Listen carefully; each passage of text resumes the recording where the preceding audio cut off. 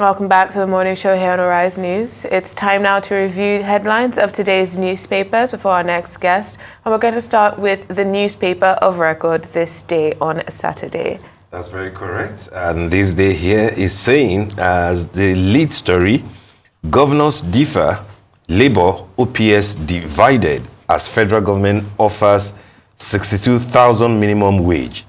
And the Rider Tripartite Committee forwards recommendation to President for consideration.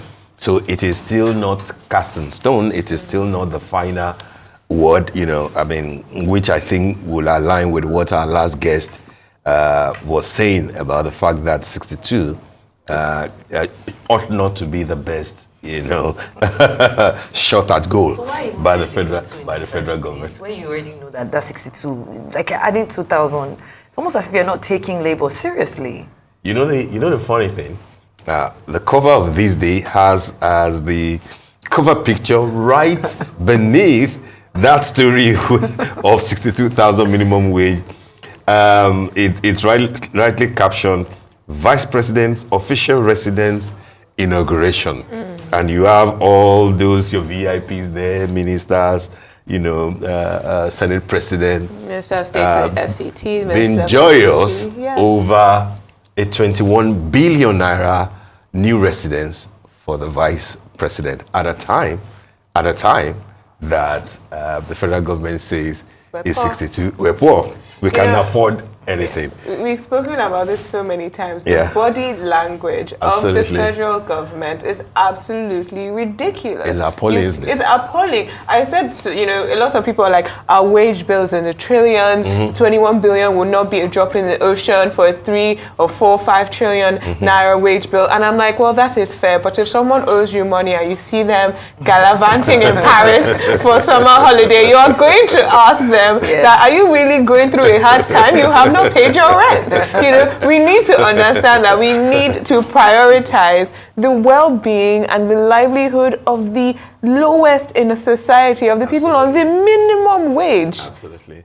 I mean, the joke that people say is that when a delegation go abroad, to either attend a conference or to, a state visit, the hosts who are creditors, the way that we are told that they laugh at the huge delegation and the things that our people do in hotels and the jollifications and everything.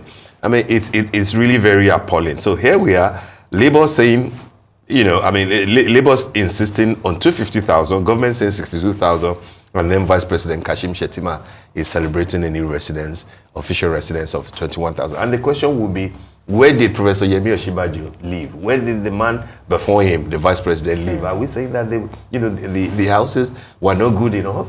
Have we built a new Aso Rock for Mr. President, for example? So these are the things that we're looking at. But a few more stories on the cover of this day before we move to another paper, if we have the time. On top of the lead story, Rewane, gaps in policy consistency taking toll on economy, investor confidence. And the Rider says renewed currency pressure to pose economic difficulties in second half of 2024. And an interesting one just below the masthead, Kano Emirate tussle. Court reserves judgment in Bayero's suit. 2 emirs, 2 cousins, 1 state, 1 Nigeria, 1 court. We're waiting for what happens. I hope you have mastered the... I've learned the first 4 lines. Oh, the first 4... They're just 6 lines. Yeah, that's what I'm saying. Like, you're very close. All right, on top of the masthead, federal government to approve new national electricity policy by September. And last but not the least, NUPRC targets 50% monetization of flared gas, achieves 60% fugitive methane reduction. Those are the stories on the cover of this day. I think Punch also has some interesting the stories there. Punch.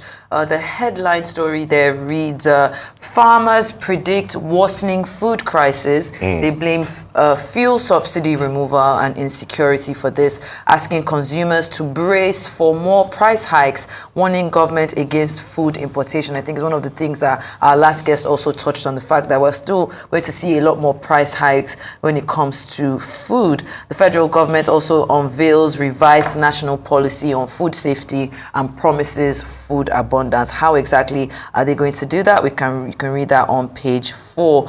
Just above the major master headline on the Saturday Punch is again a story of the minimum wage, with the federal government proposing 62,000 and governors saying that they want 57,000.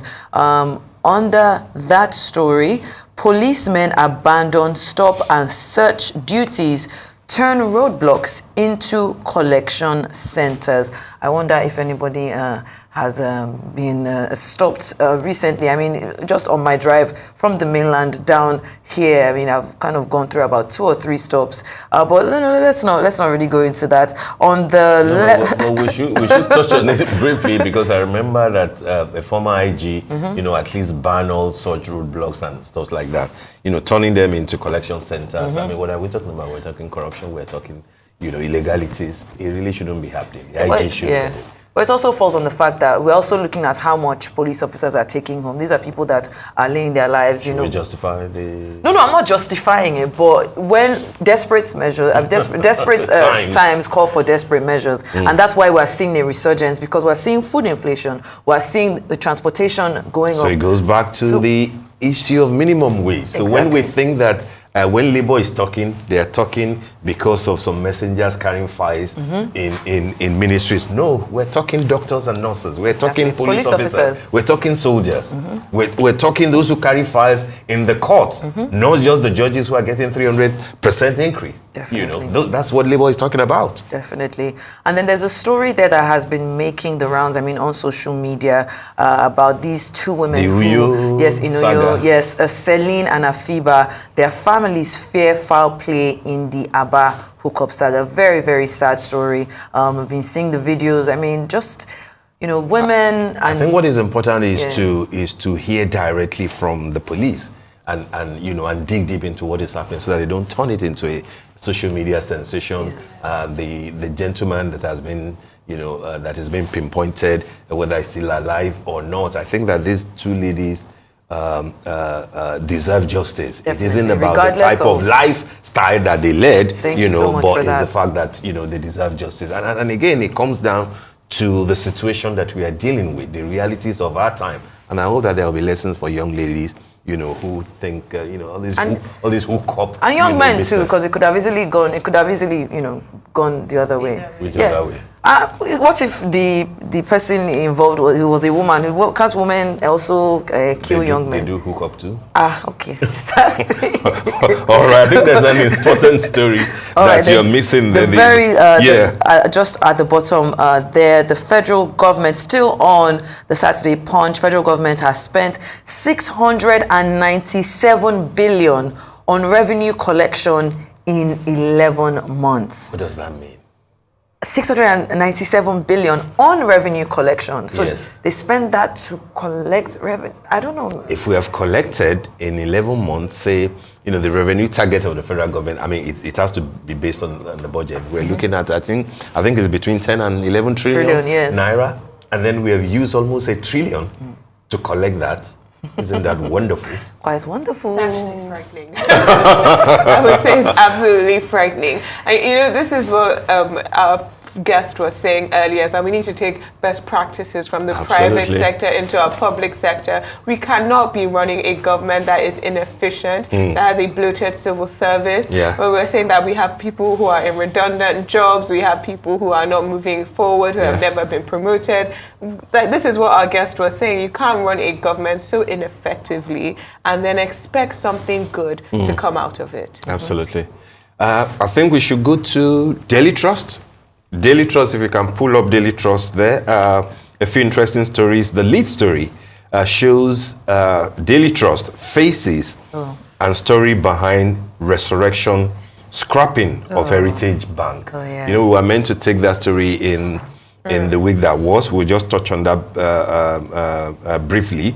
I think it is interesting so that, you know, this issue from NDIC has to be clear enough so that depositors' funds can be saved. Yes. You know, we don't want a situation where people are saying on social media, your houses get demolished, you know, because those who are meant to do their jobs didn't do their job properly. And then your money that you have put in the bank, you know, also, if you've got 100 million, like that Big Brother lady, what's she called again? Fina, I think. No, not the one that won before, I think before Fina. Oh, okay. Who put 100 million there, and then NDIC is saying that, we have to deal first with people with 5 million and below. When we have sorted all the other issues, within 6 years, then you can come back. That's not very reassuring. The NDIC is saying that they are already in the process of paying, you know, depositors of Heritage Bank, and I mean, when you talk about them also kind of attending to those who have like a certain amount, it's if you've put that kind of huge money into a bank, you don't want to wait, you know, 5 to 6 years you to know, be able to law get it does back. say that, you know, the first is the 5 million. It's part of the regulations, and the law is the 5 million that is confirmed. So the people who have 5 million and less, of 4,999,000, yes, that is what's fully covered. And then after that, you know, and it's for everyone. So even if you had 100 million, your first 5 million would be covered. And then after that, you have to then go into the loans or selling off the assets. But I think also there is an important question here, is that CBN as the regulator, especially before the term of this governor, because this is obviously something that has been, their debt ratio has been something that should have been of concern a long time, for a very long time. And so who were those in charge of regulating this bank, of checking their deposits, you know, to debt ratio, of checking their loan portfolio? But even at that, should the CBN have allowed the bank to totally go under? Isn't that something else that could have been done? I think it is better for us to allow failing banks to fail than to burden the system with more bad behaving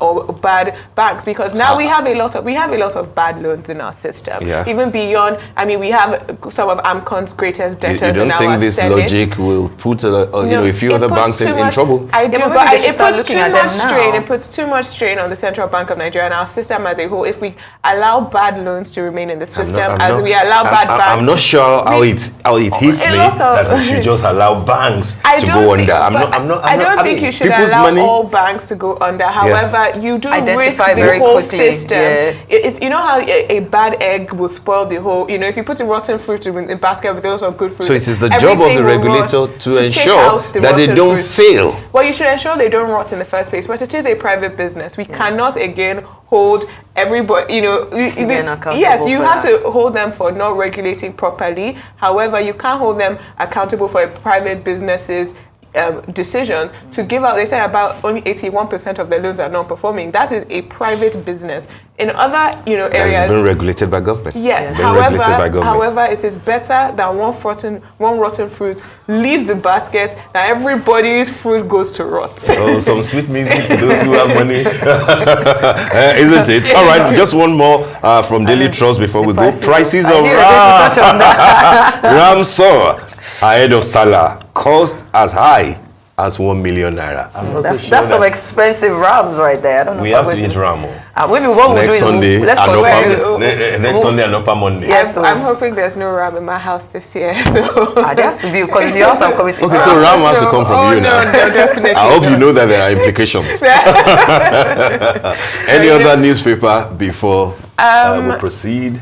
Okay, we have Telegraph is there somewhere there. We have the Saturday Vanguard as well as Saturday That's your favorite. I hope it is not because of the oh my God! You can already see what they've done. Vanguard, I don't know. We really need to tone it down. The Saturday Vanguard is leading with the minimum wage. The negotiation hits another dead end. The riders there, FG offers 62,000 naira. Labour asks for 250,000. Report forwarded to Tinubu for decision. We can't even pay 60,000 naira. That's from the governors.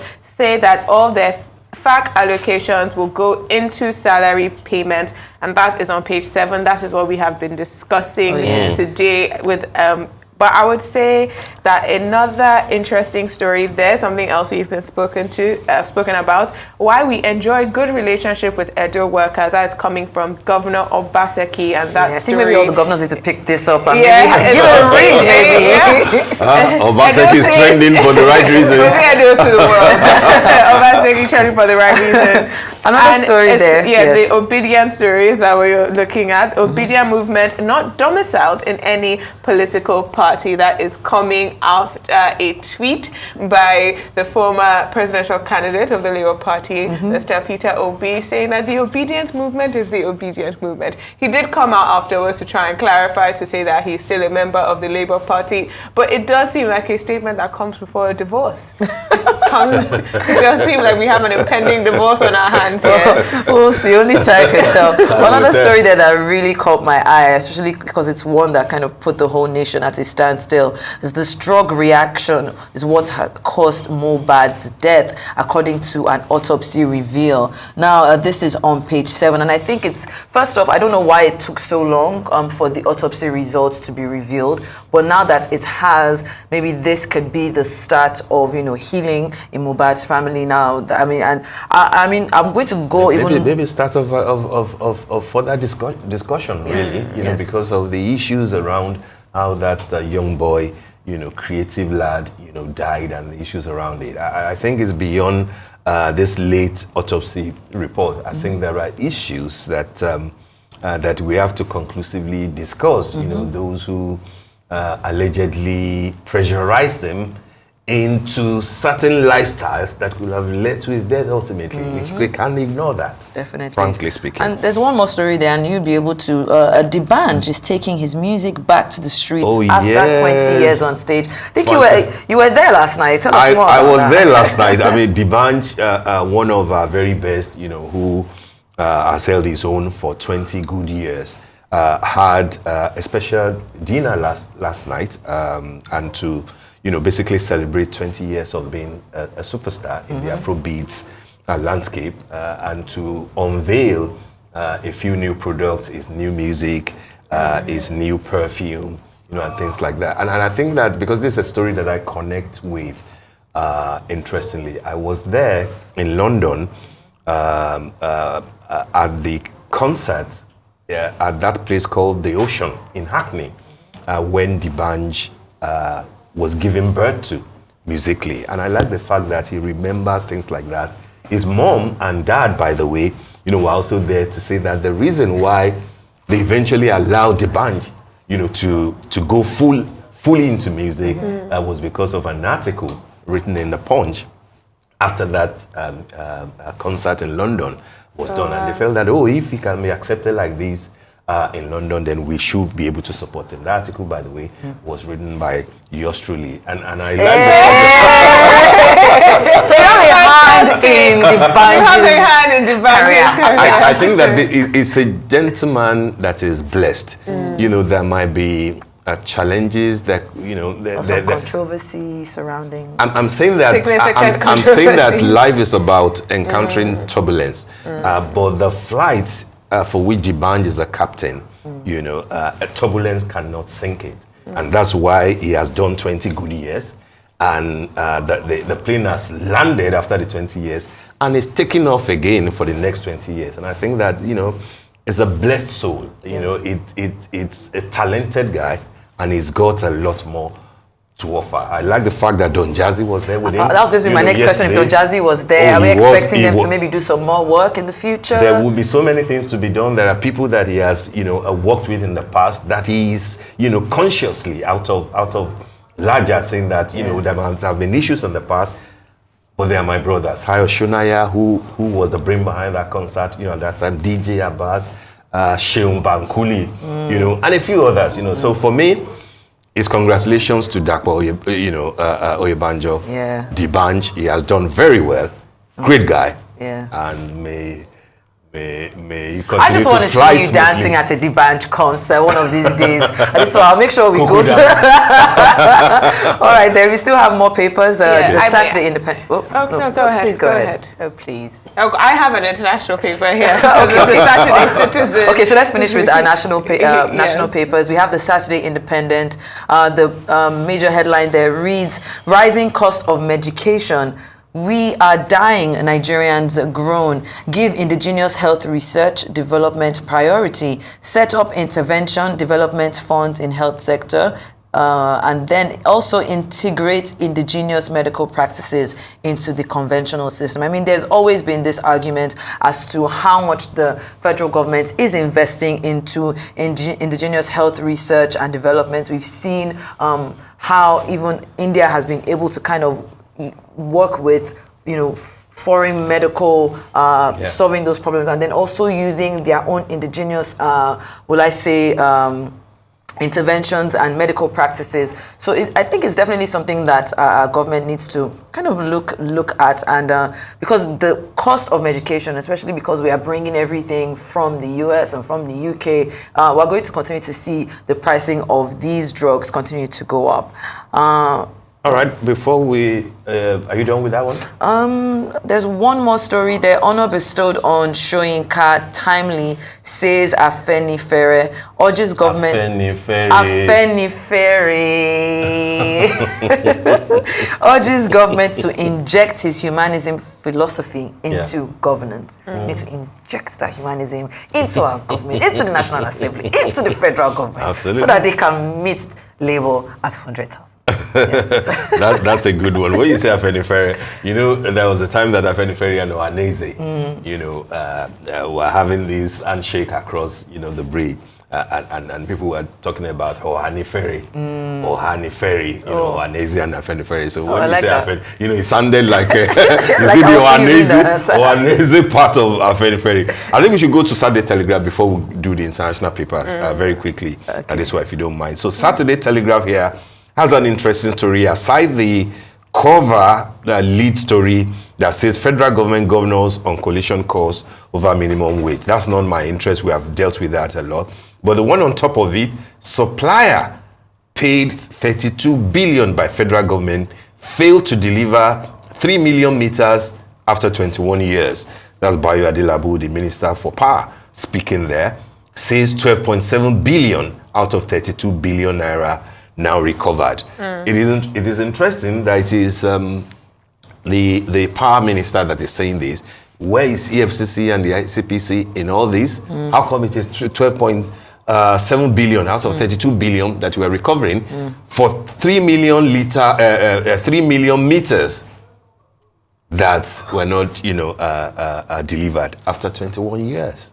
21 years. That's what Adelabu is saying, which is rightly captured here by Saturday Telegraph. I think that this is the type of story, that people in authority should be alive to, and the media too, because when we see those who are, as you said, to use your word, gallivanting all over the place, it's because they have collected money from a national post and failed to deliver on what they were paid to do. And here, the same people will be saying, the government is not working, Bayo Adelabu has failed, blah, blah, blah. I think the minister should take a special interest in all this and at least make a scapegoat of a few people, There are other few interesting stories. The Mohbad story is also there. Autopsy revealed drug reaction as possible cause of Mohbad's death. Possible cause. That's what the autopsy report is saying. And what happened to the autopsy that was meant to have been done abroad, but it turned out that nothing of the sort went there. Other stories, unpaid bills, EDC to disconnect Southeast, security agencies, others. What is it about Nigerian security agencies not paying for their electricity bills? I mean, even the villa. Even as so wrong, Abby. So it does seem that we do need to be more intentional. We need to be more intentional about the work that we're doing. Okay. Do we have the Tribune there? All right, Adesua, we've got Tribune. Do you want to? The largest, the main story there is that the federal government state's offer of 62,000 naira to Labour shifts to 200 and Labour rather shifts to 250,000 naira. This is the main story that we've been taking. Yeah. Again, focusing on Labour, focusing on our government there. I mean, I feel like we've definitely spoken a lot about this topic today. Absolutely, except for the rider, where the NLC, of course, has responded to the SGF Akume. Oh, the comment about treason. Over treason comment. I don't think that that's something that the government should push. I think that things are so volatile now, so sensitive that it won't look good for anybody to think that you are now going after the gentleman leading, the cause for Labour. Yes. What is bad is bad. The national grid shouldn't have been tampered with. But of course, what Labour is saying is that we didn't shut down any grid. All we did was that our workers just basically stopped working. Yes. And that's a message, in my opinion, to the federal government to say that when push comes to shove, you have to be able to envision and dimension, all the possibilities. Because at the end of the day, who will, you can't just leave a grid is not something that you switch on and switch off now. Definitely. There are things that you do to make sure that, voltage, and things like that. They are workers too. There's an interesting story there on the Tribune, on the front page of the Tribune, if we can put the Tribune back up, which is about pensions, where the Governor Adeleke. Yes, Governor Adeleke has said, pension payment, I have beaten APC's 12-year record in the payment of pensions. Now, when we talk about wages, we also have to talk about pensions. Even though we're fighting for the minimum wage now, we also have to talk about pension, proper pension payment on time, payment in the right amount. And, we did have a pension account came into consideration recently when they said that they wanted to invest pension in new infrastructure projects like the Coastal Highway. 20 trillion. Yes. But however, we need to talk about when we're trying to hold government into account, it's not just wages for now, it's also pension for later. Absolutely. And when we see these excesses, when we see these residencies, when we see these new cars, when we see these trips, it does feel as though that the government is not only mortgaging our present, but also our future. Definitely, I agree. Definitely. And I would just say that that's another person that maybe other governors should see how is he doing it. Just take a... You mean it's not all about dance? Yeah, it's not just about dancing. Obviously, for him to say he's beating the 12-year record. But then, let's... so I think we have the Guardian All right, still. let's look at the Guardian too quickly. But Adesu also has a foreign paper that we should look at. Okay, so the Guardian, we're still talking about the same story, the major headline there. We can't pay 60,000 minimum wage. This is according to the governor's declaration. But just under that major headline there, it says the federal government is committed to ending illegal bunkering and pipeline vandalism as well as piracy. What does that mean, committed to? I'm tired of hearing committed to. I want to start seeing action points. I want to start seeing... No, because it's so fundamental. Yeah. If we can't, the latest round of borrowing that we have done, it's accrued that we are still using to pay for them, in advance. And I think it's at 1.2, 1.3 million, we're far from the 1.7, 1.8. It's trillion per day that we ought to be doing. This is money that we are wasting. We're not even anywhere near what we should be doing. And I think that that's an important story from The Guardian. Yeah, a very interesting story on The Guardian there. A story that has been causing a lot of uproar on social media with heated arguments on both sides is the multi-choice story. Tariff increase, multi-choice to pay 150 million naira fine for disobeying court order. Now, it does seem, I'm pro small government. I'm very against overhandedness in government. I'm very interested in what you think about this fine for multi-choice and putting a tariff. let's just say that I'm still studying this this judgment. But I see that it is not just the 150 million. It's also about 1 month free subscription. Yes, So, they have what other customers. Yes. I don't seem to understand Why that he was involved in that? If we are not able to It's an absurdity. to pull up a competition, to against DSTV, I don't think that that's the way to fight DSTV. We do not even need to fight anybody, frankly speaking. If they have run foul of the law, let the law deal with them appropriately. Definitely. But If you have decided that you've made it a luxury item now to be able to afford DSTV, face the consequences rather than try and blame DSTV for your own economic policies. But I think that's all for newspaper review for today. Yeah.